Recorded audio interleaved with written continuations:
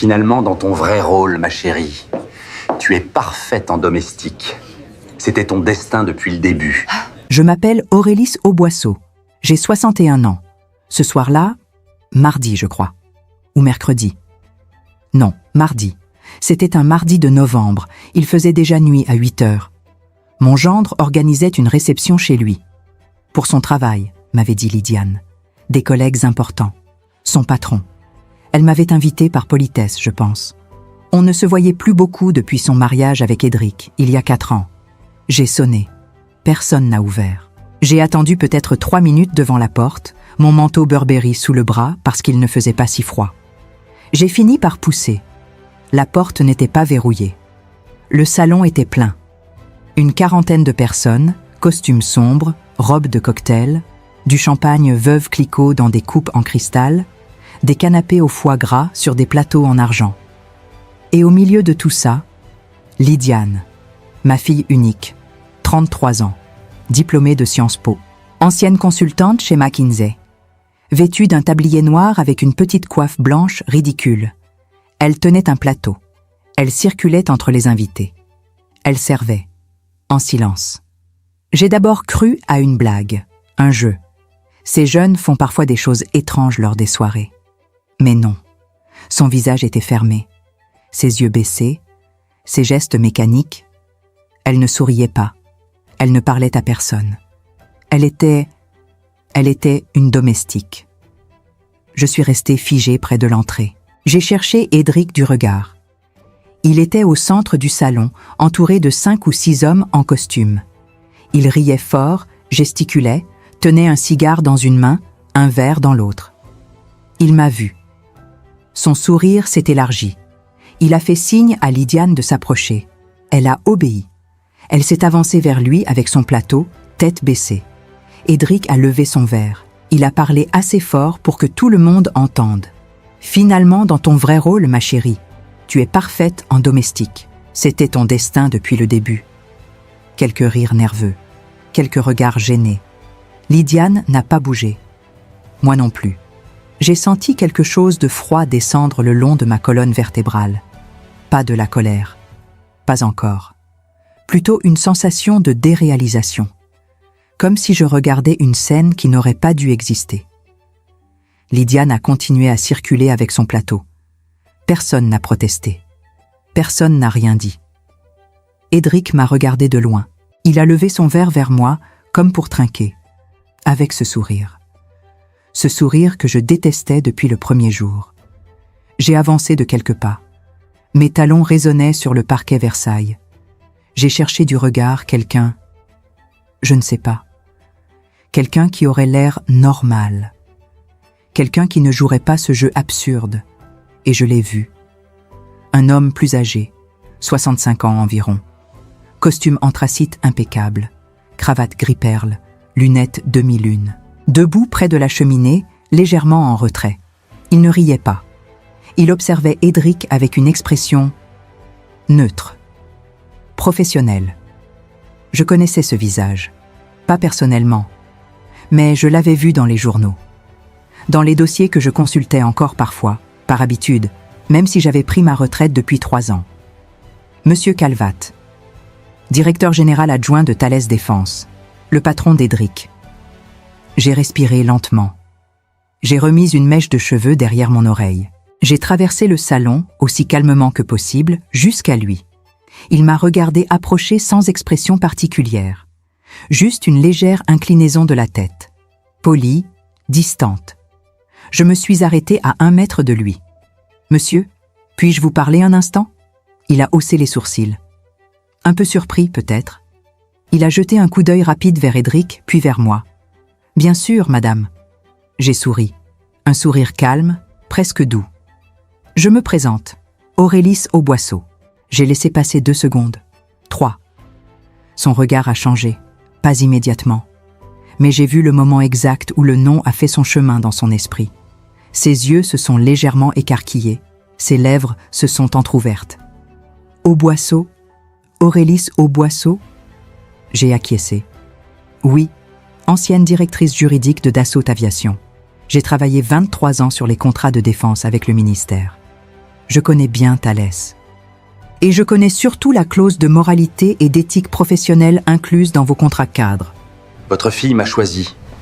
Vous ne pouvez rien y faire. Elle sait ce qu'elle veut. Et ce qu'elle veut, c'est moi. Pas votre monde à vous. C'était 4 ans plus tôt. Lydiane venait de m'annoncer ses fiançailles, avec Édric. Un homme qu'elle connaissait depuis 6 mois. Je l'avais reçu dans mon bureau, boulevard Saint-Germain. J'avais voulu comprendre qui il était, d'où il venait, ses intentions. Il était arrivé en retard de 20 minutes, sans s'excuser. Costume mal coupé, chaussures bon marché, sourire trop large. Nous avions parlé 15 minutes. Enfin, j'avais posé des questions. Il avait répondu avec désinvolture, comme si tout cela l'amusait. À la fin de l'entretien, je lui avais dit poliment que je souhaitais que Lydiane prenne le temps de réfléchir avant de s'engager. Il avait ri. « Votre fille m'a choisi. Vous ne pouvez rien y faire. Elle sait ce qu'elle veut, et ce qu'elle veut, c'est moi, pas votre monde à vous. » Je n'avais rien répondu. Il était parti. Lydiane avait coupé les ponts avec moi pendant 8 mois, jusqu'au mariage. Je n'avais pas été invitée à la cérémonie. J'avais appris leur union par une carte postale reçue 3 semaines après. Depuis, je la voyais 2 ou 3 fois par an. Toujours brièvement, toujours dans des endroits neutres. Elle ne venait plus chez moi. Je n'étais jamais allée chez eux, jusqu'à ce soir. Monsieur Calvat me regardait maintenant avec une attention différente. Pas hostile, juste vigilante.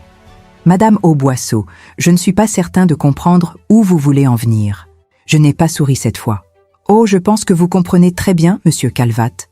Votre employé, monsieur Édric Malevoie, humilie publiquement sa femme devant vous, devant ses collègues, en la déguisant en domestique pour amuser ses invités.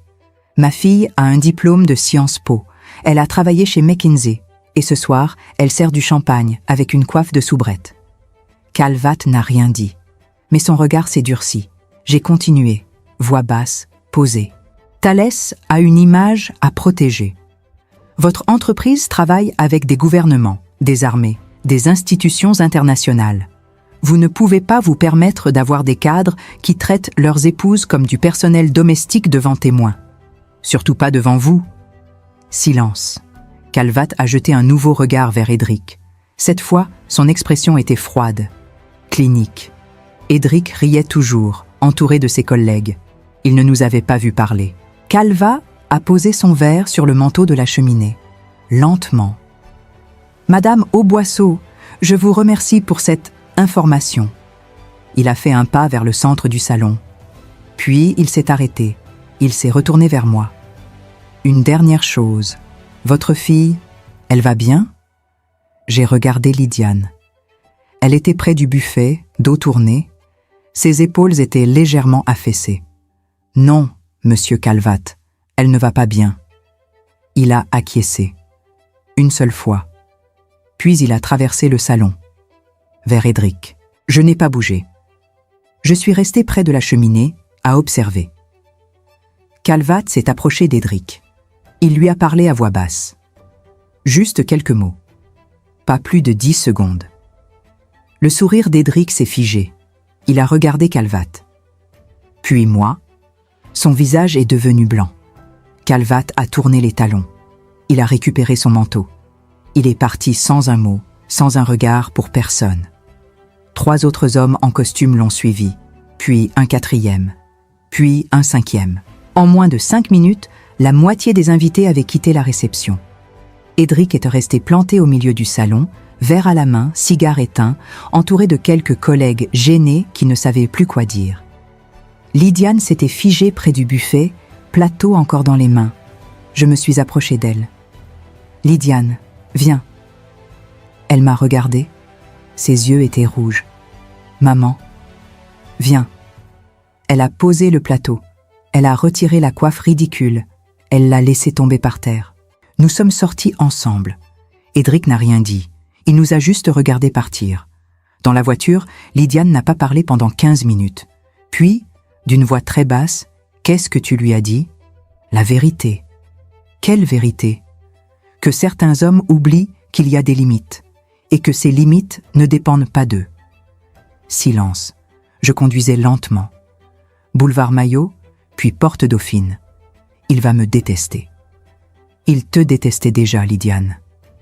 Elle n'a pas répondu. Nous sommes arrivés chez moi. Elle laisse monter. Elle s'est assise sur le canapé du salon. Elle a retiré ses chaussures. Je lui ai préparé du thé. Darjeeling, celui qu'elle aimait quand elle était petite. Elle l'a bu en silence. Puis elle a dit « Je ne voulais pas que tu vois ça. » Je sais. Il dit que je ne sers à rien, que je ne travaille plus, que je ne rapporte rien, que la moindre des choses, c'est que je me rende utile. J'ai posé ma tasse. Depuis combien de temps? 1 an. Peut-être plus. Pourquoi tu ne m'as rien dit? Elle a haussé les épaules. Parce que tu me l'avais dit, dès le début. Tu m'avais dit qu'il n'était pas bien pour moi. Ce n'est pas une raison pour rester. Je sais. Elle a bu une gorgée, puis une autre. Maman, qu'est-ce qui va se passer maintenant? Je ne sais pas. Mensonge, je savais très bien. Calvat n'était pas idiot. Il avait compris. Il avait vu. Et surtout, il avait été vu. Édric venait de commettre une faute professionnelle majeure. Pas juridiquement, peut-être, mais moralement, socialement, politiquement.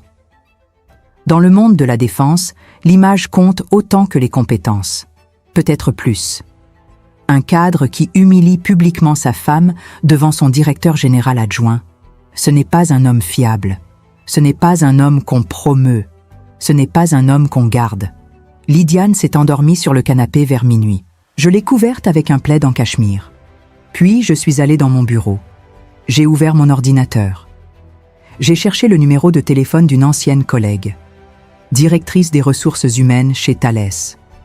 Nous avions travaillé ensemble sur un audit de conformité il y a 6 ans. Je lui ai envoyé un message, très court. « Bonsoir Céline, j'espère que tu vas bien. J'aurais besoin d'un conseil confidentiel concernant un cadre de ta maison. Pourrions-nous déjeuner cette semaine?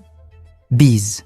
Aurélis. » Réponse en moins de 2 minutes. « Aurélis, quelle surprise. Bien sûr. Mercredi midi, chez Georges? Bise. » J'ai fermé l'ordinateur. Je suis allé me coucher, mais je n'ai pas dormi. Le mercredi, j'ai déjeuné avec Céline Brochard chez Georges, place du Palais Bourbon. Une table discrète, au fond. Céline est arrivée avec 10 minutes de retard, comme toujours. Tailleur Chanel noir, chignon strict, lunettes Cartier. On s'est embrassés. 3 bises, pas 2. Vieille habitude entre nous. Aurélis, ça fait combien? 3 ans? Presque 4. On a commandé. Sole meunière pour elle, salade niçoise pour moi, un chablis à partager. On a parlé de tout, de rien, de nos retraites respectives, de la politique, des anciens collègues. Céline était toujours dans le circuit, même à la retraite. Consultante indépendante. Elle intervenait encore chez Thales 2 jours par semaine. Après le plat principal, elle a posé sa fourchette. « Bon, tu ne m'as pas invité pour parler de la météo. C'est quoi cette histoire de cadre chez nous ?» J'ai bu une gorgée de vin. « Édric Malvois, tu le connais ?» Elle a froncé les sourcils. « Malvois, oui, jeune cadre, direction des ventes internationales, ambitieux, brillant sur le papier, un peu, comment dire, rugeux dans les rapports humains. C'est mon gendre. » Céline a posé son verre. « Ah, il a organisé une réception lundi soir. Calvat était présent, ainsi que d'autres collègues. Mon gendre a jugé amusant de déguiser ma fille en domestique et de l'humilier devant tout le monde. » Céline n'a rien dit pendant 5 secondes. Puis, « Calvat était présent ?»« Oui. »« Et il a vu ?»« Il a vu. J'ai parlé avec lui. Brièvement. Il est parti immédiatement après. » Céline a pris son verre, mais ne l'a pas bu.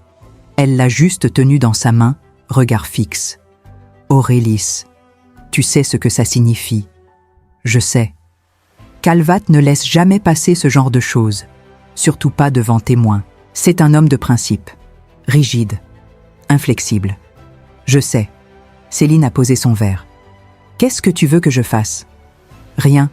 Je veux juste savoir ce qui va se passer. » « Tu veux savoir si Malvois va sauter ?»« Oui. » Céline a souri. Pas un sourire heureux, un sourire amer, professionnel. « Il va sauter. Pas immédiatement. Ça prendra 3 mois, peut-être 6. Thalès ne vire jamais personne brutalement. Trop risqué juridiquement. Mais il sera mis au placard. Projet mineur. Responsabilité réduite. Jusqu'à ce qu'il parte de lui-même ou qu'on trouve un prétexte recevable. J'ai acquiescé. Et ma fille? Quoi, ta fille? Elle est encore avec lui? Légalement mariée? Communauté de biens?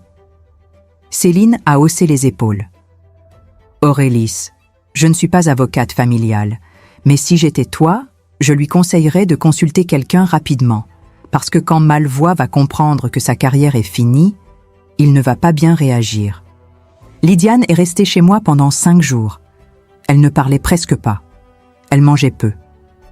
Elle passait ses journées sur le canapé, à regarder son téléphone sans vraiment le regarder. Édric l'appelait 10 fois par jour. Elle ne répondait jamais. Le samedi matin, elle m'a dit « Je dois y retourner ». Pourquoi? Parce que c'est ma maison, parce que j'ai des affaires là-bas, parce que je ne peux pas rester ici éternellement. Tu peux rester aussi longtemps que tu veux. Je sais, mais je dois y retourner. Au moins pour parler avec lui. Je n'ai pas insisté. Elle est partie en fin d'après-midi. J'ai proposé de l'accompagner. Elle a refusé. Lundi soir, Lydiane m'a appelé. 23h40. Je dormais déjà. Maman? Sa voix tremblait. Qu'est-ce qui se passe? Il a cassé des choses. Il a crié. Il dit que c'est ta faute. Que tu as tout détruit. Que Calvat ne lui parle plus. Que ses collègues l'évitent. Que je suis une traîtresse. Où tu es? Dans la chambre. J'ai fermé la porte à clé. Il est dans le salon. Il boit. Il crie encore, mais moins fort maintenant. Tu veux que je vienne? Non, ça va, je voulais juste te parler. On est resté au téléphone pendant 20 minutes, sans vraiment parler. Juste être là, ensemble. Puis elle a dit « Je vais dormir, ça va aller. » Tu es sûre? Oui. Elle a raccroché. Je n'ai pas dormi cette nuit-là. Le lendemain matin, j'ai reçu un appel. Numéro inconnu. Madame Auboisseau? Oui? Maître Vincent Deluc, cabinet Deluc, un associé. Votre fille m'a contacté ce matin. Elle souhaiterait engager une procédure de divorce. Elle m'a dit que vous pourriez peut-être l'aider financièrement pour les honoraires. J'ai fermé les yeux. Oui, bien sûr. Quand pouvons-nous nous rencontrer?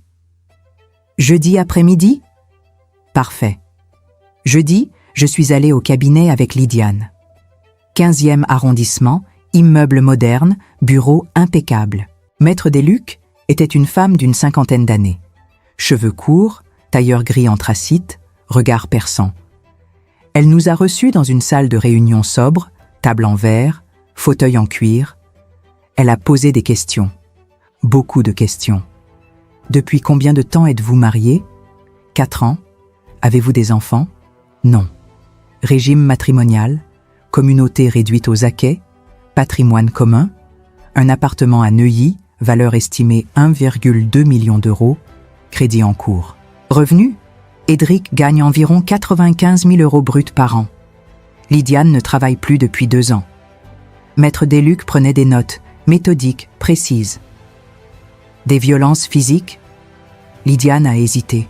Non, pas vraiment. Il crie, il casse des choses, mais il ne m'a jamais touchée. Enfin, pas de manière violente. Des violences psychologiques? Silence. Oui. Pouvez-vous détailler? Lydiane a parlé pendant 15 minutes. Les humiliations, les insultes, les contrôles, l'isolement social, l'obligation de servir lors des réceptions. Les remarques constantes sur son inutilité, son poids, son apparence. La culpabilisation permanente. Maître Deluc écoutait sans interrompre. À la fin, elle a posé son stylo. Madame Malvois, ce que vous décrivez relève de violences psychologiques caractérisées. Nous pouvons engager une procédure de divorce pour faute. Cela prendra du temps, peut-être 18 mois, peut-être 2 ans. Mais nous avons des éléments solides. Combien de temps avant qu'il sache? La requête sera déposée dans 3 semaines. Il sera convoqué par huissier. À partir de ce moment-là, il saura. Lydiane a acquiescé. Et l'appartement? Si le divorce est prononcé aux torts exclusifs de M. Malvois, ce qui est probable vu les éléments que vous m'avez donnés, vous pourrez demander une attribution préférentielle du bien, ou alors une liquidation avec partage équitable. Cela dépendra de sa situation financière au moment du jugement. J'ai posé une question. Et si sa situation financière se dégrade significativement d'ici là? Maître Desluc m'a regardé.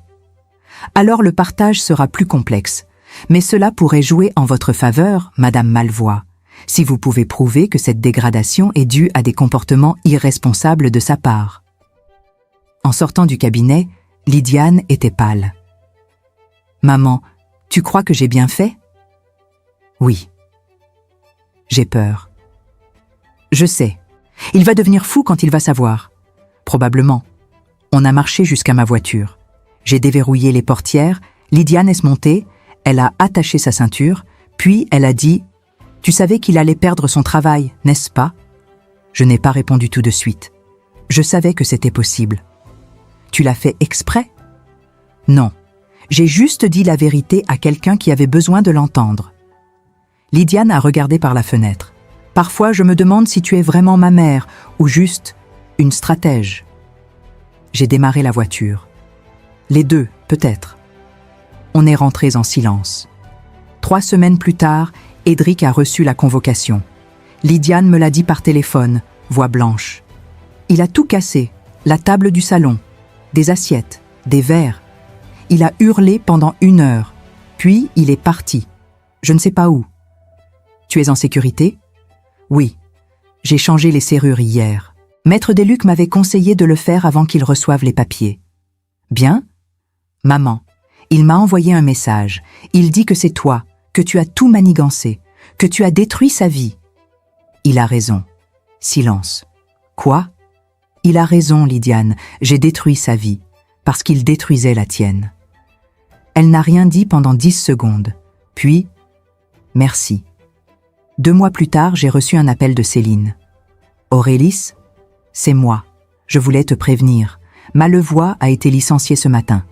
Officiellement pour insuffisance professionnelle. Officieusement. Tu sais pourquoi. Il va toucher quelque chose? Indemnité légale. Environ 30 000 €, c'est tout. Merci Céline. De rien. Et, Aurélis? Oui? Ta fille, elle va bien? Elle va mieux. Tant mieux. Parce que lui, il ne va pas bien du tout. Lydiane a emménagé définitivement chez moi en mars. Pas parce qu'elle le voulait vraiment. Plutôt parce qu'elle ne pouvait plus rester à Neuilly. Édric passait devant l'appartement tous les jours. Parfois 2 fois par jour. Il ne sonnait pas. Il restait juste là, dehors, pendant 10-20 minutes, à attendre, à regarder les fenêtres. La première fois, Lydiane avait appelé la police. Ils étaient venus. Ils avaient parlé avec Édric. Il était parti, gentiment, en souriant même. « Pardon, messieurs, je voulais juste parler avec ma femme. C'est tout. » La police n'avait rien pu faire. Techniquement, il ne faisait rien d'illégal. Il se tenait sur la voie publique. Il ne menaçait personne. Il ne criait pas. Maître Desluc avait conseillé de demander une ordonnance de protection. Lydiane avait refusé. Ça va juste l'énerver encore plus. Peut-être, mais au moins on aura un cadre légal. Non, pas encore. Alors elle était venue chez moi, avec 2 valises, ses papiers importants, quelques vêtements, c'est tout. Les premières semaines, elle ne sortait presque pas. Elle restait dans la chambre d'amis, elle lisait, elle regardait des séries, elle dormait beaucoup. Je ne disais rien, je la laissais faire. Un matin, je l'ai trouvée dans la cuisine, assise à la table, devant une tasse de café froid. Elle regardait son téléphone. Il m'a envoyé 43 messages cette nuit. Tu as répondu? Non. Qu'est-ce qu'il dit? Toujours la même chose.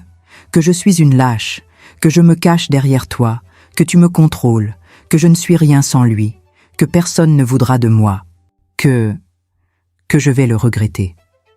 Elle a posé le téléphone. Maître Desluc dit que je devrais tout capturer, garder des preuves, pour le dossier. Et tu le fais? Oui, mais parfois je me demande si ça sert à quelque chose, parce que lui, il n'arrête pas, jamais. même quand je ne réponds pas. J'ai préparé du thé. Earl Grey. Lydiane l'a bu en silence. Puis elle a dit « Tu crois qu'il va vraiment venir ici ?» Je ne sais pas. Mensonge. Je savais qu'il viendrait, tôt ou tard. Il est venu un jeudi soir, 20h30. J'étais dans le salon, en train de lire. Lydiane était dans sa chambre. On a sonné. J'ai regardé par l'œilleton. Édric. Costume froissé, cravate desserrée. Barbe de 3 jours. Il avait maigri. Ses yeux étaient rouges. Il a sonné à nouveau. Je n'ai pas ouvert. « Aurélis, je sais que vous êtes là. Ouvrez !» J'ai attendu. « Aurélis, s'il vous plaît, je veux juste parler avec Lydiane. Juste 5 minutes. C'est tout. » Silence. « Aurélis, ouvrez cette porte immédiatement !» Sa voix montait. « Vous ne pouvez pas me la prendre. C'est ma femme. Vous m'entendez? Ma femme !» Lydiane est sortie de sa chambre. Elle était pâle. « Maman, retourne dans ta chambre. Mais, Lydiane, retourne dans ta chambre. » Elle a obéi. Édric continuait à crier, à frapper contre la porte, pas violemment, juste désespérément. « S'il vous plaît, laissez-moi lui parler. Juste une fois, je promets que je ne crierai pas. Je veux juste lui expliquer. Elle ne comprend pas. Elle ne comprend rien. C'est vous qui lui avez mis des idées dans la tête. C'est vous qui avez tout détruit. » J'ai pris mon téléphone. J'ai composé le 17. « Bonsoir. J'ai un homme devant chez moi qui refuse de partir. Il frappe à ma porte et crie depuis 5 minutes. Je me sens menacée. » L'opératrice a pris mes coordonnées. Elle m'a dit qu'une patrouille arriverait dans 10 minutes. Édric criait toujours. « Aurélis, vous m'entendez? Vous êtes une manipulatrice. Vous avez détruit ma vie. Vous avez monté ma femme contre moi. Vous !» Il s'est arrêté brusquement. J'ai regardé par l'œilleton. Il s'était assis par terre, dos contre le mur, la tête entre les mains. Il pleurait. La police est arrivée 8 minutes plus tard. 2 agents, un homme, une femme. Ils ont parlé avec Édric, calmement, professionnellement. Édric s'est levé. Il a essuyé ses yeux. Il a parlé doucement, poliment. « Pardon, je voulais juste voir ma femme. Je ne voulais pas déranger. Je suis désolé. » Les agents lui ont demandé de partir. Il a accepté. Avant de descendre les escaliers, il s'est retourné vers ma porte. Il a dit, assez fort pour que j'entende, « Un jour, Aurélis. Un jour, vous comprendrez ce que vous avez fait. » Puis il est parti. Lydiane n'est pas sortie de sa chambre ce soir-là. Elle n'a pas mangé non plus. Le lendemain matin, elle m'a dit « Je veux qu'on demande l'ordonnance de protection. Tu es sûr ?»« Oui. » Maître Desluc a déposé la demande le lundi suivant. Audience prévue 2 semaines plus tard. Entre-temps, Édric a continué à envoyer des messages, moins nombreux, plus courts, plus étranges. « Tu te souviens de notre première soirée à Deauville ? C'était bien, non ? J'ai gardé la photo de notre mariage, celle où tu ris. Tu étais si belle. Pardon pour tout, je ne voulais pas te faire du mal. » Lydiane me les montrait. Elle ne savait pas comment réagir. « Il est en train de craquer, non ? Oui, ça me fait peur. Je sais. L'audience pour l'ordonnance de protection a eu lieu un mercredi matin. Tribunal de grande instance, 16e arrondissement. Salle d'audience petite, mur blanc, lumière froide. Édric était là, avec un avocat. Un homme jeune, costume noir brillant, mallette en simili-cuir. Lydiane était assise à côté de Maître Desluc. Moi, j'étais dans le public, derrière elle. Le juge était une femme, 55 ans environ, lunettes rectangulaires, robe noire impeccable. Elle a lu le dossier, calmement, en silence, pendant 5 minutes. Puis elle a levé les yeux. « Monsieur Malevoy, avez-vous quelque chose à dire ?» Édric s'est levé. Il a inspiré profondément. « Madame la juge, je veux juste dire que j'aime ma femme. Je l'ai toujours aimée. Je reconnais que j'ai fait des erreurs. Beaucoup d'erreurs. Mais je ne lui ai jamais fait de mal physique. Jamais. Je voulais juste lui parler. C'est tout. Je ne comprends pas pourquoi elle a si peur de moi. » La juge a regardé Lydiane. « Madame Malvoie ?» Lydiane s'est levée, voix tremblante. « Madame la juge, Mon mari m'a humiliée publiquement. Il m'a isolée de mes amis, de ma famille. Il contrôlait tout ce que je faisais, tout ce que je disais. Et maintenant qu'on est séparés, il me harcèle. 40 messages par nuit. Il passe devant chez ma mère tous les jours. Il est venu frapper à la porte en criant. J'ai peur de ce qu'il pourrait faire. » Édric a secoué la tête. « Non, non, c'est faux. Je n'ai jamais... Je voulais juste parler. C'est sa mère. C'est elle qui lui met ses idées dans la tête. C'est elle qui... » La juge a levé la main. « Monsieur Malvoie, taisez-vous. » Édric s'est tu. La juge a relu quelques pages du dossier. Puis elle a dit « L'ordonnance de protection est accordée. Monsieur Malvoie, vous n'avez plus le droit de contacter Madame Malvoie par quelque moyen que ce soit. Vous n'avez plus le droit de vous approcher de son domicile à moins de 100 mètres. Toute violation de cette ordonnance entraînera des poursuites pénales. Est-ce clair ?» Édric était figé. « Monsieur Malvoie, est-ce clair ?» « Oui. » En sortant du tribunal, Lydiane tremblait encore. Maître Desluc lui a serré la main. « Vous avez fait ce qu'il fallait. Maintenant, s'il viole l'ordonnance, on pourra vraiment agir. » Lydiane a acquiescé. On est rentrés en taxi. Lydiane regardait par la fenêtre, silencieuse. Puis elle a dit « Tu crois qu'il va respecter l'ordonnance ?»« Non. » Elle a tourné la tête vers moi. « Pourquoi ?»« Parce que les hommes comme lui ne respectent jamais rien. » J'avais raison. 3 jours plus tard, Lydiane a reçu un message. 4 heures du matin. « Je sais que je n'ai pas le droit, mais je ne peux pas vivre sans toi. Pardon. » Elle me l'a montré au petit déjeuner. Il viole l'ordonnance. Oui, qu'est-ce qu'on fait? On transfère le message à Maître Desluc, elle s'occupera du reste.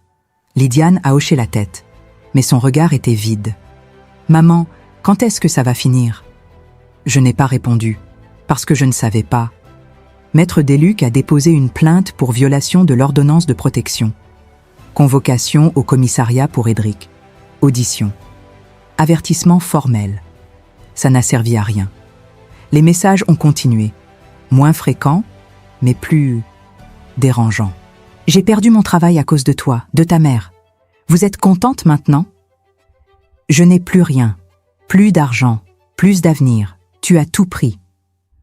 Un jour, tu comprendras ce que tu m'as fait. » Lydiane ne répondait jamais. Elle transférait tout à Maître Desluc. Qui transférait tout au procureur? Qui ne faisait rien de vraiment efficace? Avril est passé, puis mai. Lydiane ne sortait toujours presque pas. Elle avait maigri. Elle dormait mal. Parfois, je l'entendais pleurer la nuit, dans sa chambre. Un matin, je lui ai dit « Tu devrais voir quelqu'un, un thérapeute. » Elle a haussé les épaules. Pour dire quoi? Que j'ai épousé le mauvais homme? Que je n'ai pas écouté ma mère? Que ma vie est foutue? Lydiane? Non, maman. Je sais ce que tu penses. Tu penses que je suis faible, que je me laisse détruire, que je devrais être plus forte.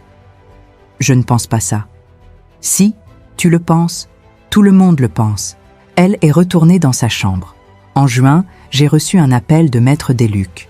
Madame Auboisseau, j'ai une mauvaise nouvelle. Édric Malvoie a déposé une demande reconventionnelle. Il demande le divorce au tort partagé. Et il réclame une part de l'appartement ainsi qu'une prestation compensatoire. Pardon? Il prétend que votre fille l'a poussé à bout, que c'est son départ qui a causé sa dépression et la perte de son emploi. Il demande 50 000 € de dommages et intérêts. J'ai fermé les yeux. C'est ridicule. Oui, mais il a un avocat, et cet avocat est compétent. Ils vont essayer de faire traîner la procédure, de vous épuiser financièrement, de négocier un arrangement à l'amiable où Édric récupère une partie du patrimoine. Combien de temps? Avec cette demande reconventionnelle? Au moins 2 ans, peut-être 3. Lydiane a très mal pris la nouvelle. Elle s'est enfermée dans sa chambre pendant 2 jours. Elle ne mangeait plus. Elle ne parlait plus.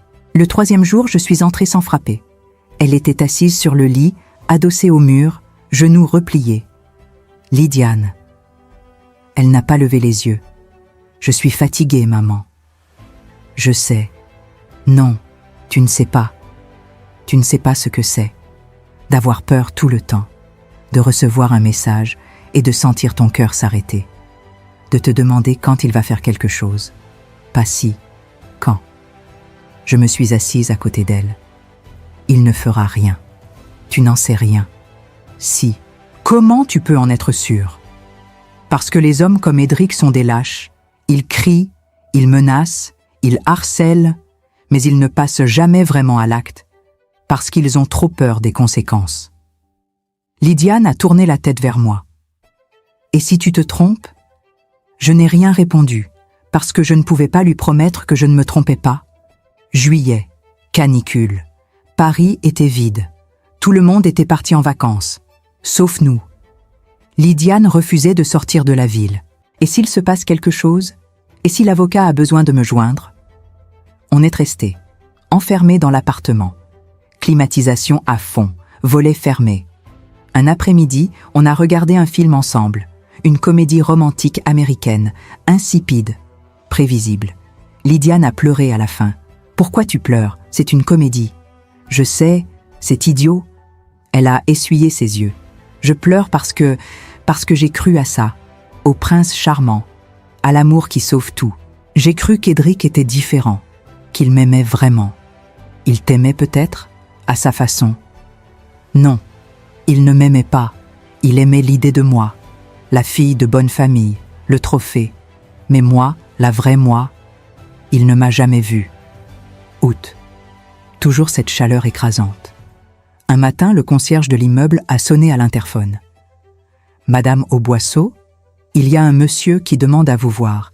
Il dit qu'il s'appelle Edric Malvois. » Mon sang s'est glacé. « Où est-il ? » ?»« Dans le hall d'entrée. Ne le laissez pas monter. Appelez la police. » Il dit qu'il veut juste parler, qu'il ne fera rien. Il a l'air calme. J'ai dit « Appelez la police. » Lydiane était sortie de sa chambre. Elle avait entendu. « Il est là ? » ?»« Oui. » »« Qu'est-ce qu'il veut ? » ?»« Je ne sais pas. » On est resté là, debout dans l'entrée, à attendre. 10 minutes plus tard, l'interphone a sonné à nouveau. « Madame Auboisseau, la police est là. Monsieur Malvois est parti. Il a dit quelque chose ? » ?»« Oui, il a demandé que je vous transmette un message. »« Quoi ? » ?»« Dites à Lydiane que je ne lui en veux plus, que je comprends, que je lui souhaite d'être heureuse. » Lydiane s'est effondrée. Pas violemment, juste, lentement.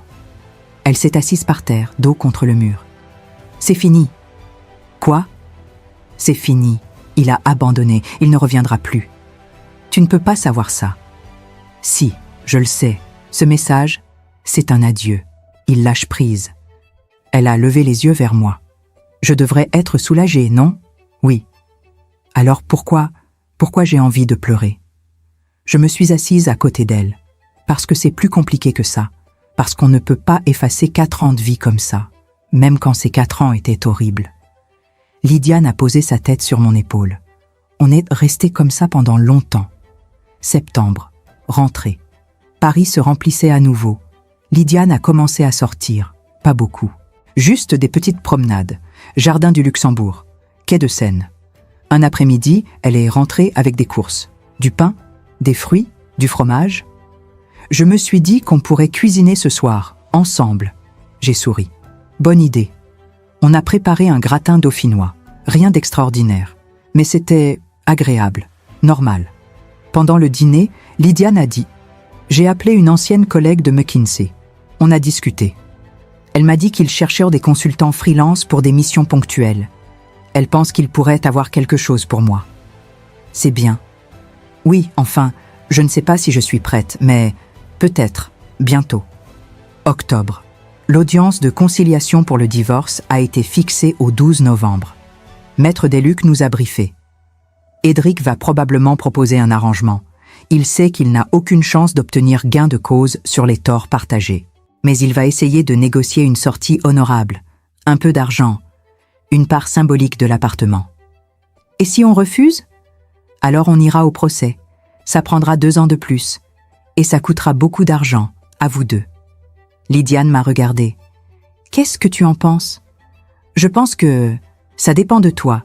Si tu veux tourner la page rapidement, on négocie. Si tu veux obtenir justice complète, on va jusqu'au bout. Lydiane a réfléchi. Je veux tourner la page. L'audience de conciliation a eu lieu un mardi matin. Même tribunal, même juge. Édric était là. Il avait encore maigri. Costume trop grand. Cravate mal nouée. Il ne m'a pas regardé.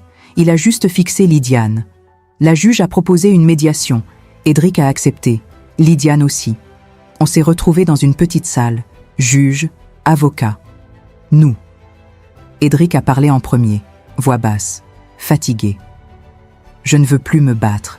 Je veux juste recommencer. Avoir assez d'argent pour repartir. C'est tout. Son avocat a présenté une proposition. Édric renonçait à tout droit sur l'appartement. En échange, Lydiane lui versait 40 000 €. Maître Desluc a regardé Lydiane. C'est acceptable. Vous pouvez emprunter cette somme en garantissant sur l'appartement. Vous serez libéré dans 6 mois. Lydiane a hoché la tête. D'accord. Édric a fermé les yeux, comme soulagé. La juge a validé l'accord. Le divorce sera prononcé dans 3 mois, aux torts exclusifs de Monsieur Malevoie, avec versement d'une somme forfaitaire de 40 000 €. Pas de prestations compensatoires, pas d'autres réclamations possibles. C'était fini. En sortant du tribunal, Édric nous a rattrapés dans le couloir. Lydiane. Elle s'est arrêtée, sans se retourner. Je voulais juste dire « pardon » pour tout. Lydiane n'a pas répondu. Édric a attendu quelques secondes. Puis, il est parti.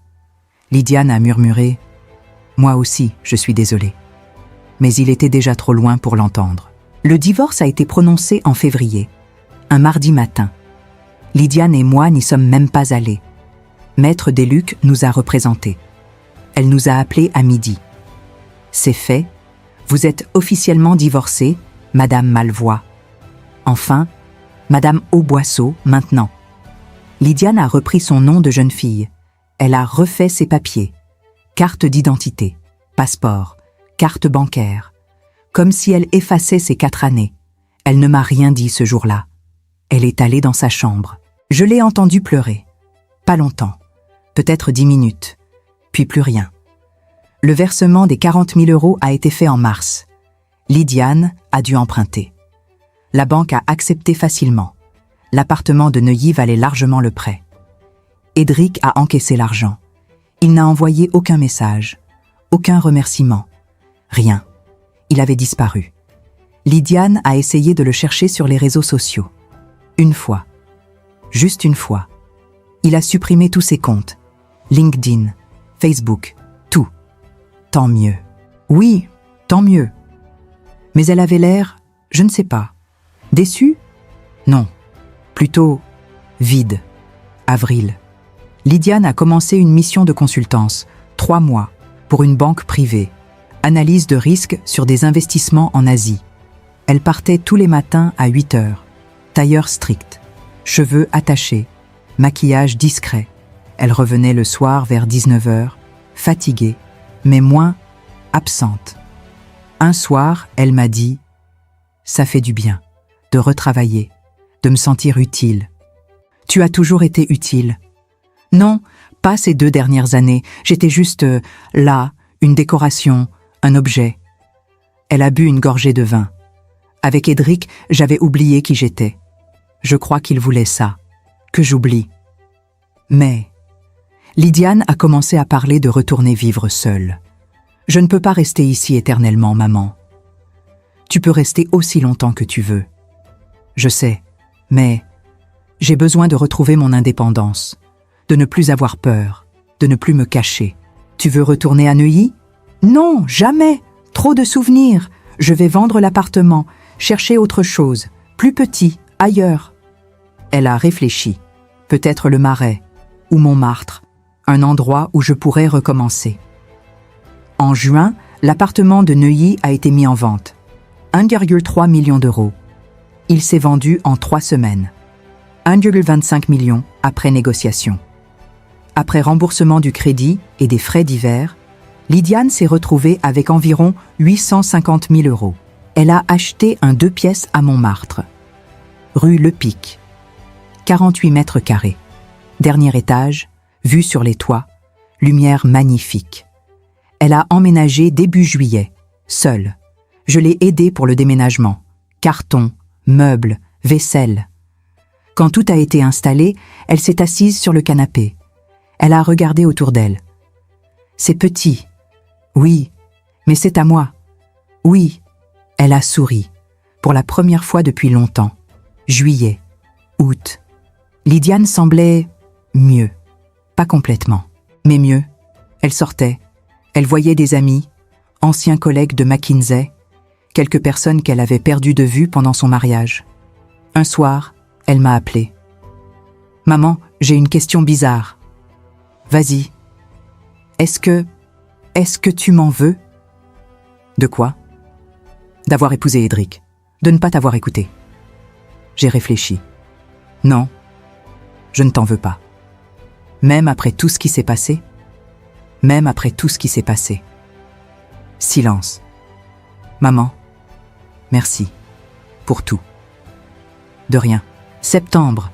Lydiane a décroché un CDI dans un cabinet de conseil en stratégie. Plus petit que McKinsey, mais solide. Salaire correct. Perspectives intéressantes. Elle était heureuse. Vraiment heureuse. Un samedi, elle est venue déjeuner chez moi. Elle avait apporté du champagne. On fait de quoi ? Ma nouvelle vie. On a trinqué. Elle m'a raconté son travail, ses nouveaux collègues, ses projets. Elle parlait vite, avec enthousiasme, comme avant, comme quand elle était jeune. À un moment, elle s'est arrêtée. « Quoi ? Rien, c'est juste... Tu souris ?»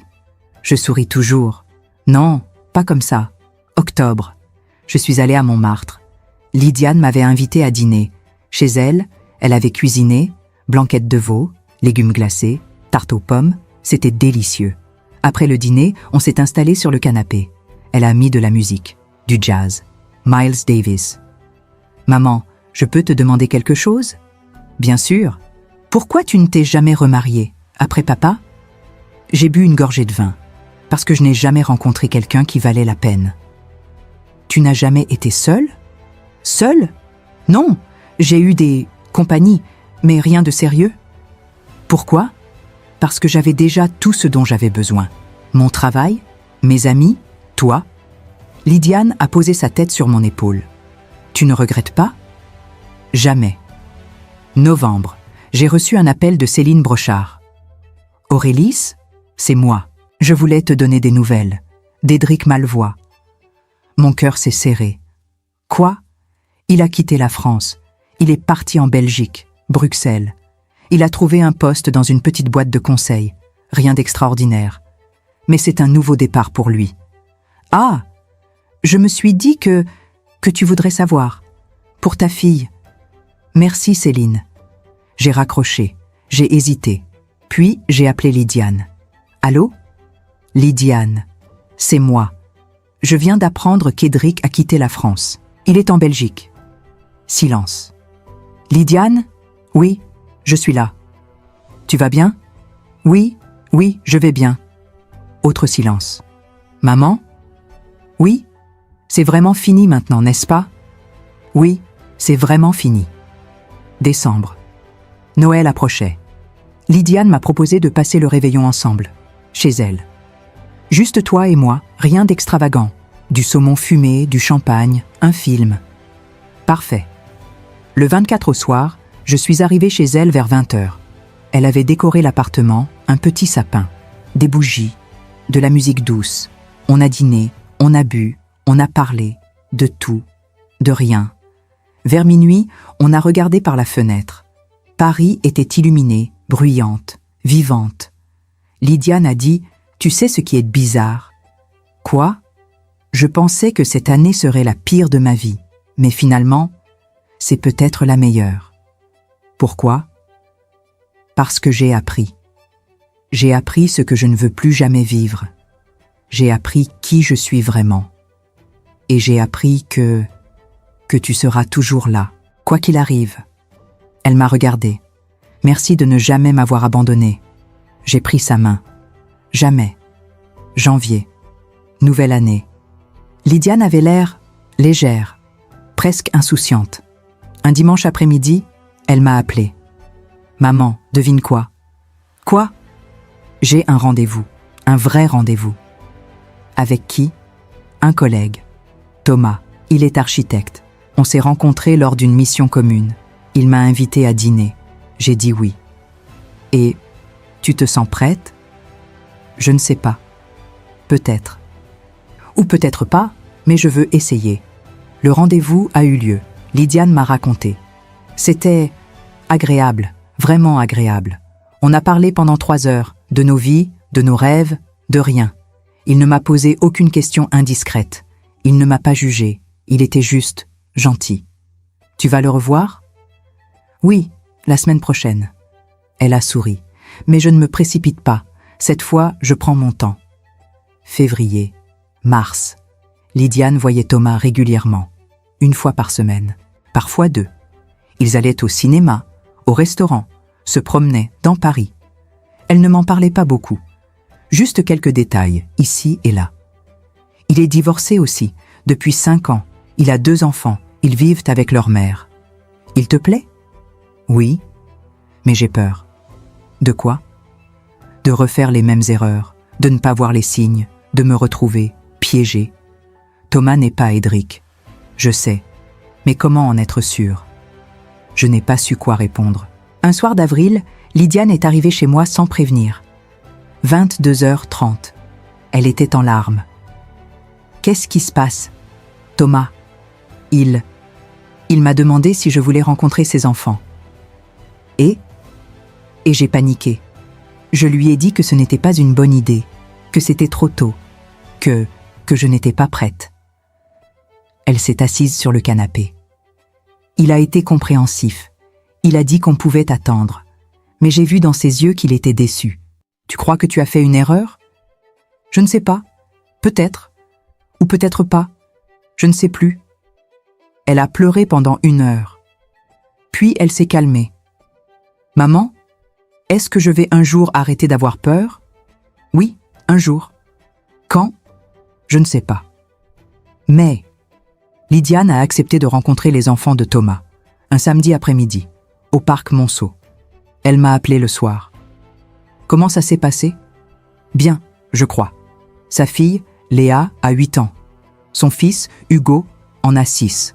Ils sont adorables, un peu timides au début, mais après, ça allait. Et Thomas ? Il était heureux, vraiment heureux. Il m'a regardé avec ses enfants et... je ne sais pas. C'était comme si quelque chose se mettait en place pour lui. Et pour toi ? Silence.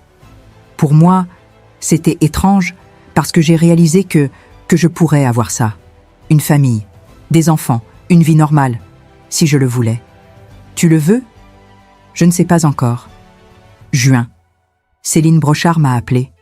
Aurélis, j'ai quelque chose à te dire, mais je ne sais pas si tu veux l'entendre. Vas-y. Édric Malevoix est de retour en France. Mon sang s'est glacé. Où ? Lyon.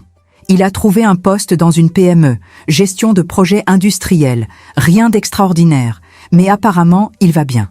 Il s'est reconstruit. Pourquoi tu me dis ça ? Parce qu'il a contacté d'anciens collègues de Thalès pour leur demander des recommandations. Il essaie de revenir dans le circuit, doucement, sans faire de vagues. Et Calvat ? Calvat est à la retraite depuis janvier. Il ne s'occupe plus de rien. J'ai raccroché. J'ai hésité. Puis j'ai appelé Lydiane. Lydiane, Édric est revenu en France. Long silence. Où ? Lyon ? Il va bien ? Apparemment. Autre silence. Maman, je ne veux pas savoir, d'accord ? Je ne veux plus rien savoir sur lui. C'est fini, vraiment fini. D'accord. Juillet. Lydiane et Thomas sont partis en vacances ensemble. 2 semaines, en Corse, juste eux deux. Elle m'a envoyé des photos, plage, montagne, coucher de soleil. Elle souriait sur toutes les photos. Quand elle est revenue, elle avait l'air apaisée. C'était bien ? Oui, très bien. Et Thomas ? Il est parfait. Enfin, pas parfait, mais bien, vraiment bien. Elle a posé son sac.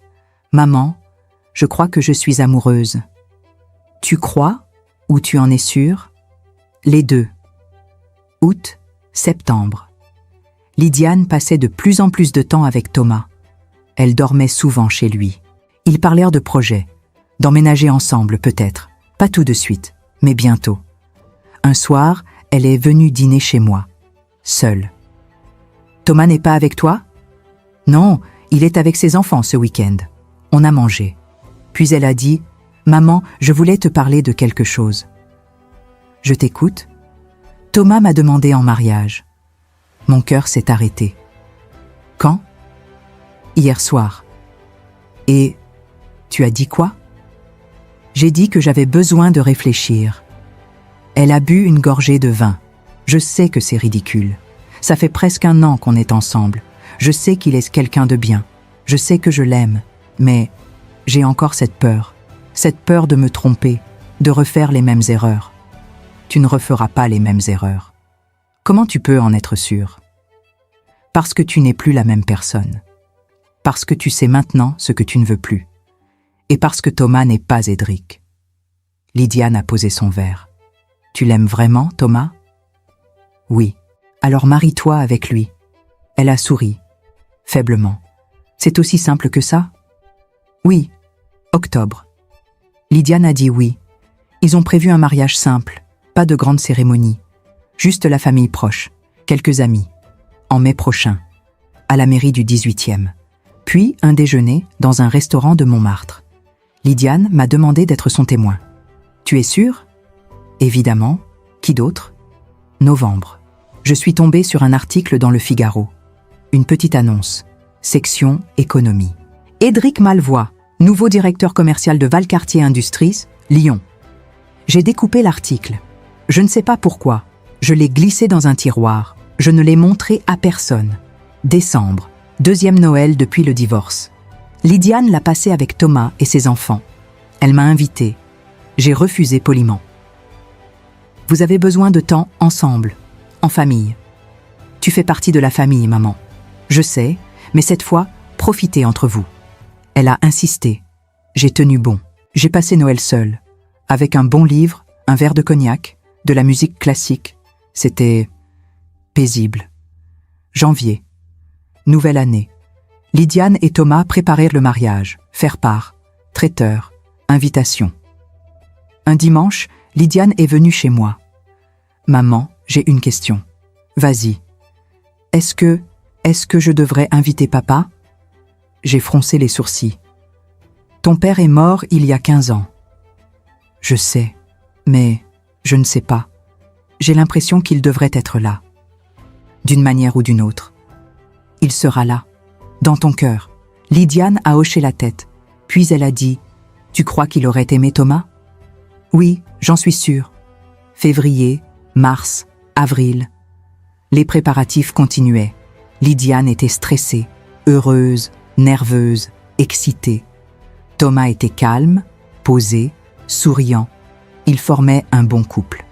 Un soir, fin avril, j'ai reçu un message, numéro inconnu. « Bonjour Madame Auboisseau, c'est Edric. Je sais que vous ne voulez probablement pas de mes nouvelles, mais j'ai appris que Lydiane allait se remarier.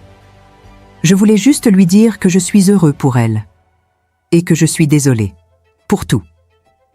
Bonne continuation. Et M. » J'ai lu le message 3 fois, puis je l'ai supprimé. Je n'ai rien dit à Lydiane. Le mariage a eu lieu le 15 mai. Une belle journée. Soleil, ciel bleu. Lydiane portait une robe simple, crème, élégante, pas de voile, juste des fleurs dans les cheveux. Thomas portait un costume gris clair, cravate bleu marine. La cérémonie a duré 20 minutes, simple, émouvante. Quand le maire a dit « Vous pouvez embrasser la mariée », toute la salle a applaudi. Lydiane m'a regardée. Elle pleurait, moi aussi. Au déjeuner, dans un petit restaurant rue des Abbesses, tout le monde riait, parlait, trinquait. À un moment, Lydiane s'est levée. Elle a pris la parole.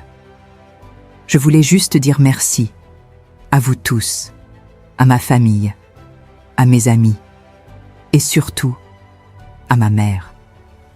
Elle m'a regardée. Maman, tu m'as sauvée quand je ne croyais plus en rien. Quand je pensais que ma vie était finie, tu étais là. Tu as tout fait pour me protéger, pour me reconstruire. Sans toi, je ne serais pas là aujourd'hui. Alors merci, pour tout. Tout le monde a applaudi. Moi, je ne pouvais plus parler. Juin, juillet. Lydiane et Thomas sont partis en voyage de noces. 3 semaines. Japon, Tokyo, Kyoto, Osaka. Elle m'envoyait des messages de temps en temps. Courts, joyeux. Tout va bien. C'est magnifique ici. Thomas est aux anges. Moi aussi. Je t'aime, maman. J'ai répondu à chacun, brièvement, sans en faire trop. Quand ils sont revenus, Lydiane est passée chez moi, seule. Thomas était au bureau. Elle m'a apporté un cadeau, une boîte laquée japonaise, rouge et or, magnifique. C'est pour toi, pour te remercier. Encore. Tu n'as pas besoin de me remercier. Si, j'en ai besoin. On a bu du thé. Elle m'a raconté son voyage, les temples, les jardins zen, la nourriture, les gens. C'était reposant. Pour la première fois depuis longtemps, je n'ai pensé à rien, juste au moment présent. C'est bien. Elle a posé sa tasse. Maman, il faut que je te dise quelque chose. Quoi? Thomas et moi, on va déménager. Où? Aix-en-Provence. Thomas a reçu une proposition, un grand projet, rénovation d'un quartier historique. C'est une opportunité énorme pour lui. Et toi? Mon entreprise a accepté que je travaille en remote. Je pourrais revenir à Paris 1 semaine par mois. Mais sinon, je serai là-bas. Mon cœur s'est serré. Quand? Septembre. 2 mois, je n'ai rien dit. J'ai juste hoché la tête. Tu es en colère? Non. Déçu? Non plus. Alors quoi? Rien, je suis heureuse pour toi. Lydiane m'a regardée. Elle savait que ce n'était pas toute la vérité. Mais elle n'a pas insisté. Août. Le mois est passé trop vite. Lydiane venait souvent, presque tous les jours, comme si elle voulait, je ne sais pas, graver ces moments, les emporter avec elle. On faisait des choses simples, des promenades, des dîners, du shopping. Un après-midi, on s'est promené au jardin du Luxembourg. Il faisait chaud. On s'est assise près du bassin. Lydiane a dit « Tu vas me manquer. Toi aussi. Tu viendras nous voir ?» Bien sûr. Souvent. Aussi souvent que possible. Elle a pris ma main. « Maman, tu sais que tu peux venir vivre avec nous, n'est-ce pas? Si un jour tu te sens seule, si tu en as besoin, il y aura toujours une place pour toi. » Je sais, merci. Mais je savais que je n'irais jamais vivre avec eux. Ce serait leur vie, pas la mienne. Le déménagement a eu lieu le premier week-end de septembre. Thomas avait loué un camion. Quelques amis sont venus aider. J'ai aidé aussi, à emballer, à porter, à organiser. À la fin de la journée, l'appartement de Montmartre était vide. Juste les murs blancs, les fenêtres ouvertes, le soleil qui entrait. Lydiane est restée là, au milieu du salon vide, à regarder autour d'elle. C'est bizarre. J'ai vécu ici 2 ans à peine, mais j'ai l'impression d'y avoir vécu toute ma vie. C'est parce que tu as recommencé ici. C'est ici que tu es redevenu toi-même. Elle a hoché la tête. Oui, c'est exactement ça. Ils sont partis le lendemain matin, très tôt, 6 heures. J'étais là pour leur dire au revoir. Lydiane m'a serré fort, très fort. Je t'aime, maman. Moi aussi. Thomas m'a embrassé sur les 2 joues. Prenez soin de vous, Aurélis, et venez nous voir bientôt. Promis. Ils sont montés dans la voiture. Lydiane s'est retournée une dernière fois. Elle souriait, mais ses yeux étaient humides. J'ai agité la main, puis ils sont partis. Je suis rentrée chez moi. L'appartement était silencieux.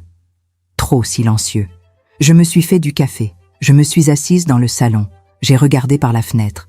Paris continuait, bruyante, vivante, indifférente. Septembre, octobre. Lydiane m'appelait 2 ou 3 fois par semaine. Elle me racontait sa nouvelle vie. La maison qu'ils avaient louée, le jardin, les marchés provençaux, son travail. Tout va bien, maman. Vraiment bien. Tant mieux. Tu vas venir quand? Bientôt. Mais je repoussais toujours. Il y avait toujours une raison, un rendez-vous, une obligation, quelque chose. La vérité, c'est que j'avais peur. Peur de les voir ensemble, heureux, sans moi. Peur de me sentir inutile. Novembre. Lydiane m'a appelée, voix excitée. « Maman, j'ai une nouvelle. »« Quoi ? » ?»« Je suis enceinte. » Mon cœur s'est arrêté. « Enceinte ? » ?»« Oui, 3 mois. On vient de le savoir. Enfin, on le sait depuis 2 semaines, mais on voulait être sûr avant de te le dire. »« Lydiane, c'est merveilleux. Tu es contente ? » ?»« Oui, oui, bien sûr. » Et c'était vrai. J'étais contente, vraiment contente. Mais j'étais aussi, je ne sais pas, triste ? Non, plutôt consciente. Consciente que sa vie continuait, loin de moi. Décembre. Noël approchait. Lydiane a insisté. « Maman, cette année, tu viens ici. Pas de discussion. C'est ton petit-fils ou ta petite-fille qui le demande. » J'ai ri. « D'accord, je viens. » Je suis arrivée la veille de Noël, en TGV, 3 heures de trajet. Thomas est venu me chercher à la gare. Il avait l'air heureux, reposé. « Aurélis, ça me fait plaisir de vous voir. » Moi aussi. On est allé chez eux. Une maison provençale, pierres apparentes, volets bleus, jardin avec des oliviers. C'était magnifique. Lydiane m'a accueillie sur le pas de la porte. Elle avait un petit ventre, pas énorme, mais visible.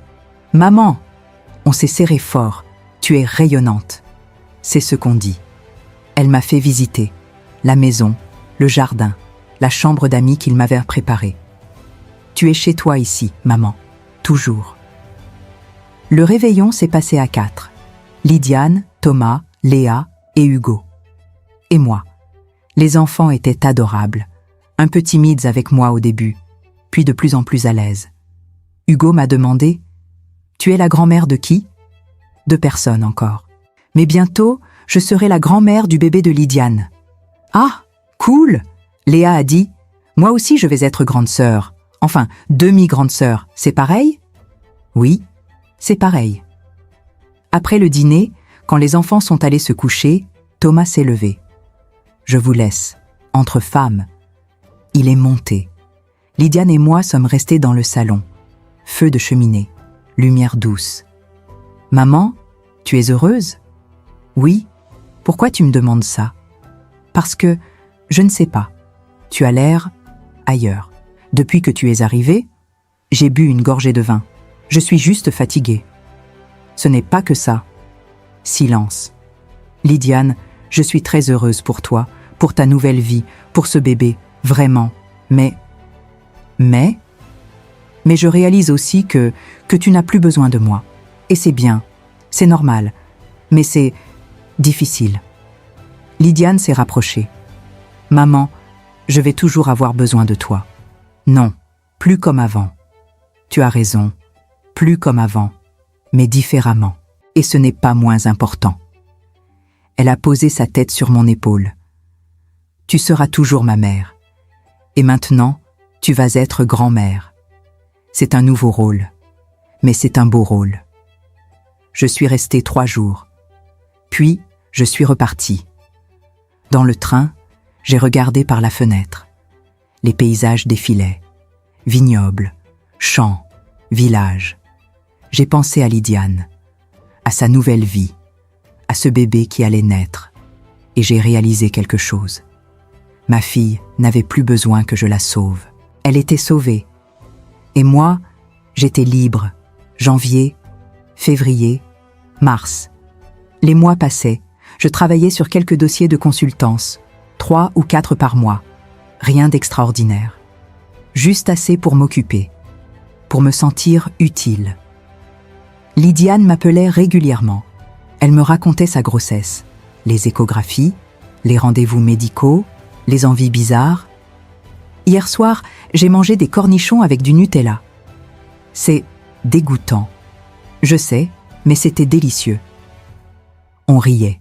C'était agréable, mais distant, comme si on parlait à travers une vitre. Avril. J'ai reçu un appel de Céline Brochard. « Aurélis, Ça fait longtemps. Céline, tout va bien? Oui, je t'appelle parce que... Enfin, je ne sais pas si ça t'intéresse, mais j'ai entendu quelque chose. Quoi? Édric Malevoie, il s'est marié. Mon cœur n'a même pas battu plus vite. Rien. Juste rien. Ah! Avec une femme de Lyon, dentiste apparemment. Ils se sont mariés en mars, discrètement. Pourquoi tu me dis ça? Je ne sais pas, peut-être pour fermer la boucle, pour que tu saches que lui aussi a tourné la page. Merci Céline. J'ai raccroché. J'ai regardé par la fenêtre. Il pleuvait. Une petite pluie fine. Édric était marié.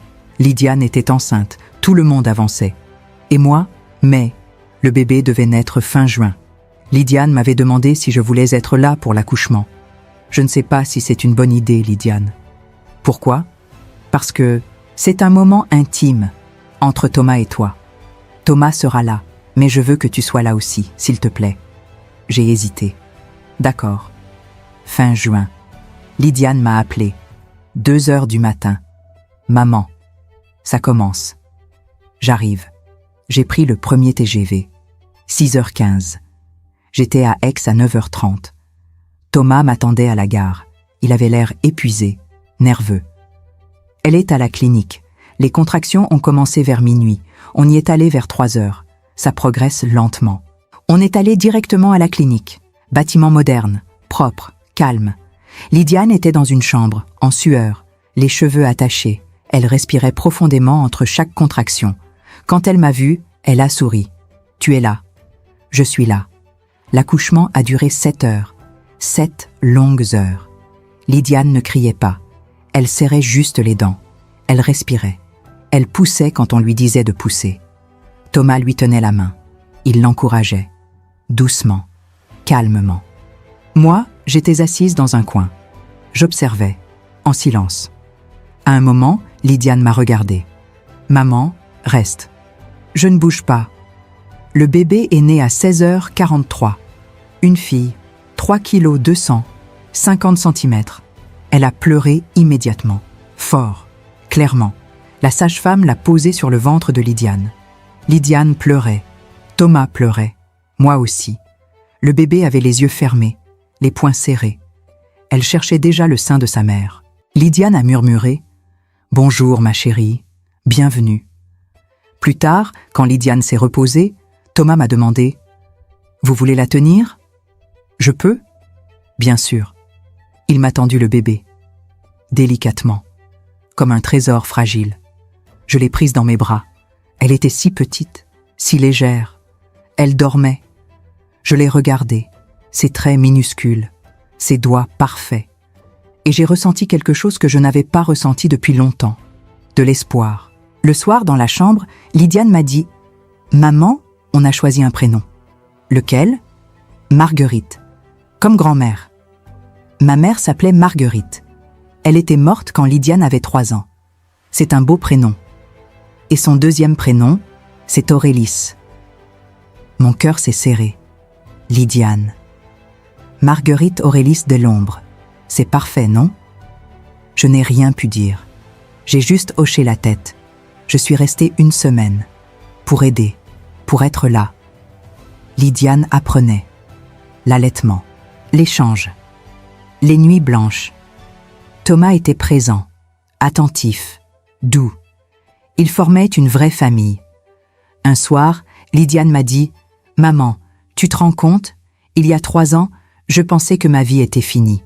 Et maintenant, regarde. » Elle tenait Marguerite dans ses bras. Le bébé dormait paisiblement.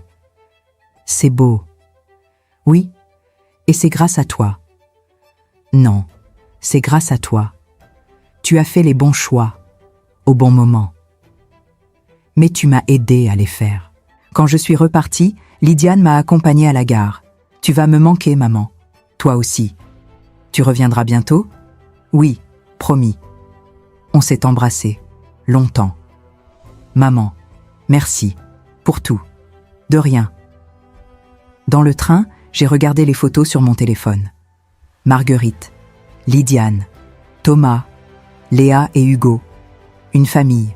Et moi, j'en faisais partie. différemment, mais j'en faisais partie. Juillet, août. Je suis retournée à Aix 2 fois, 1 semaine à chaque fois. Marguerite grandissait. Elle commençait à sourire, à réagir aux voix, à suivre du regard. Lydiane était fatiguée, mais heureuse. Vraiment heureuse. Thomas gérait bien. Il était un bon père. Patient, présent. Septembre. Je suis rentrée à Paris, pour de bon. Ma vie a repris son cours. Mes consultations, mes sorties, mes amis. Mais quelque chose avait changé. Je ne me sentais plus vide. J'avais un rôle, grand-mère. Ce n'était pas le rôle que j'avais imaginé, mais c'était un rôle important. Octobre. Lydiane m'a envoyé une vidéo. Marguerite riait. Pour la première fois, un vrai rire, clair, joyeux. J'ai regardé la vidéo 10 fois, puis j'ai appelé Lydiane. Elle est magnifique, n'est-ce pas? Tu es une bonne mère, Lydiane. Silence. Merci, maman, ça compte beaucoup pour moi. Novembre. J'ai reçu une carte, par la poste. Pas d'enveloppe, juste une carte postale, vue de Lyon. Quai de Saône. Au dos, une écriture que je reconnaissais. Chère Aurélis, j'ai appris que Lydiane était maman. Je lui souhaite tout le bonheur du monde. À vous aussi. Sincèrement. Et M. J'ai lu la carte. 2 fois. Puis je l'ai mise dans un tiroir, avec l'article de journal de l'année dernière. Je ne sais pas pourquoi je les gardais. Peut-être parce qu'il faisait partie de l'histoire, même si cette histoire était terminée. Décembre. 2e Noël avec Marguerite. 6 mois. Je suis allée à Aix. 1 semaine entière. Marguerite avait beaucoup grandi. Elle commençait à se tenir assise, à attraper les objets. Elle me reconnaissait. Elle me souriait quand je la prenais dans mes bras. Le soir de Noël, après le dîner, quand tout le monde dormait, je suis descendue dans le salon. Marguerite était dans son berceau. Elle ne dormait pas. Elle me regardait. Je me suis assise à côté d'elle. « Bonjour, ma petite Marguerite. » Elle a souri. « Tu sais, ta maman a traversé des choses difficiles, très difficiles, mais elle s'en est sortie, parce qu'elle est forte et courageuse. Comme toi, je pense. » Marguerite a attrapé mon doigt. Et moi, j'ai fait ce que j'ai pu. J'ai protégé ta maman. Parce que c'est ce qu'on fait. Quand on aime quelqu'un, on le protège. J'ai regardé cette petite main qui serrait mon doigt. Et maintenant, c'est ton tour. Ta maman va te protéger, comme je l'ai protégée. Et un jour, peut-être, tu protégeras quelqu'un à ton tour. Marguerite a bâillé, puis elle a fermé les yeux. Je suis restée là, à la regarder dormir. Et pour la première fois depuis longtemps, j'ai senti que tout avait un sens. Janvier, février, mars. Le temps passait différemment maintenant, plus doucement, sans urgence. Je continuais mes consultations, 2 ou 3 par mois, assez pour rester active, pas assez pour m'épuiser. J'allais à Aix 1 fois par mois, parfois 10 jours, parfois juste un week-end. Marguerite grandissait. Elle avait commencé à ramper. Elle explorait tout, touchait tout, mettait tout dans sa bouche. Lydiane était épuisée mais radieuse. Je ne dors plus depuis 9 mois, mais je n'ai jamais été aussi heureuse. Un soir d'avril, Lydiane m'a appelée. Voix étrange. « Maman, il faut que je te dise quelque chose. » Mon cœur s'est serré. « Quoi ?» J'ai reçu un message. D'Edric. Silence. Qu'est-ce qu'il voulait? Me féliciter. Pour Marguerite. Il a dit qu'il avait appris la nouvelle par d'anciens collègues. Il m'a souhaité d'être heureuse. Tu as répondu? Non, je ne sais pas si je dois. Tu ne dois rien, Lydiane. Rien du tout. Je sais. Mais je ne sais pas. Une partie de moi se dit que ce serait bien de fermer vraiment cette page, de répondre poliment, de dire merci, et de tourner définitivement la page. Et l'autre partie? L'autre partie a peur. Peur que ce soit une ouverture, peur qu'il recommence. Qu'est-ce que Thomas en pense? Il dit que c'est ma décision, que lui, il s'en fiche, que cette histoire ne le concerne pas. Silence. Maman, toi, qu'est-ce que tu ferais? J'ai réfléchi, longtemps. Je répondrais, brièvement, poliment, pour clore définitivement. Mais je ne donnerai aucune information personnelle, aucune ouverture. D'accord. 3 jours plus tard, Lydiane m'a rappelé. Je lui ai répondu. J'ai juste dit « Merci pour ton message. Je te souhaite également d'être heureux, Lydiane. » Et rien. Il a répondu « Merci. Prends soin de toi. C'est tout. Je pense que c'est vraiment fini maintenant. » Mais j'étais à Aix. Marguerite avait 1 an. On a organisé une petite fête, juste la famille proche. Thomas, Lydiane, Léa, Hugo, moi. Marguerite ne comprenait pas vraiment ce qui se passait, mais elle riait. Elle tapait dans ses mains, elle mangeait du gâteau avec ses doigts. C'était parfait. Le soir, quand tout le monde dormait, Lydiane et moi sommes sortis dans le jardin. Il faisait doux. Le ciel était clair. On entendait les cigales. « Maman, je voulais te demander quelque chose. Vas-y. Est-ce que tu regrettes tout ce que tu as fait pour moi, contre Édric ?» J'ai regardé les étoiles. Non, jamais. Même si ça a été violent, même si tu as peut-être détruit sa carrière. Lydiane, je n'ai rien détruit. J'ai juste dit la vérité à quelqu'un qui avait besoin de l'entendre. Le reste, c'était les conséquences de ses propres actes. Tu ne te sens pas coupable ? Non. Silence. Moi, parfois, je me sens coupable de ne pas avoir vu plus tôt, de ne pas avoir été plus forte. Tu n'as pas à te sentir coupable. Tu étais sous emprise. Ce n'était pas ta faute. Lydiane a posé sa tête sur mon épaule. Merci d'avoir été là. Toujours. Juin. Je suis rentrée à Paris. J'ai repris mes habitudes, mes consultations, mes sorties, mes amis. Un après-midi, je suis allée me promener au cimetière Montparnasse. Pas pour une raison particulière. Juste parce que j'aime cet endroit.